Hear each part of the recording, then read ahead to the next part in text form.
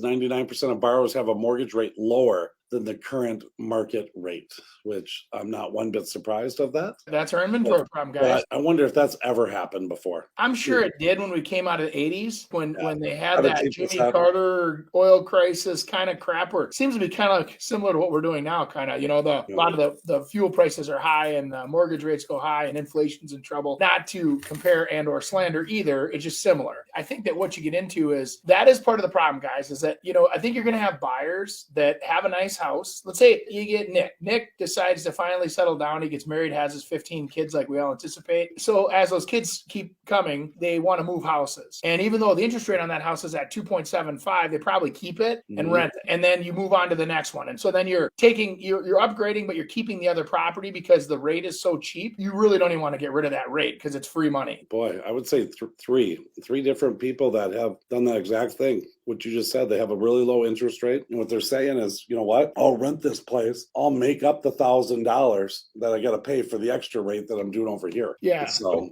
and the only time that I don't recommend that, Chris, is when, let's say that somebody has like that house is at the point of where you've put lipstick on it up to this point, and now it needs the major stuff, the roof or the windows or the siding or the whatever. The kitchen needs to be remodeled. The bathrooms need to be remodeled. I mean, you get to a point of where even as a rental property, to get proper rents out of it, to not have that, mitigated damage. Like let's say a window starts leaking, the renter's not going to notice and or tell you. So you do have to make sure to have those inspections done on your own properties once in a while, just to stay in tune with what's going on with that property to preserve the value so that down the road you don't have a $100,000 remodel project so you can dump it. I'll tell you, Andy, you said a little something about history. And history typically does represent itself later on. You can learn from history and to try to not make those same mistakes. But I think there's something now that I'm not so sure how much history, because you see a lot of the things happening with these banks shutting down and stuff like that. And people talking about 1928, 1929, bank crisis and what's going to happen. But I think there's a thing called the internet now that we wouldn't have known really what was going on back then. And now you kind of see it coming. And I think it's just like the Silicon Valley Bank. It was like on Friday, oh my God, this is going to happen. Well, all over the weekend, they had to meet and get it settled because they knew if they went to Monday, there'd be a run on everything. Everything calmed down and went through. And I had to take some money out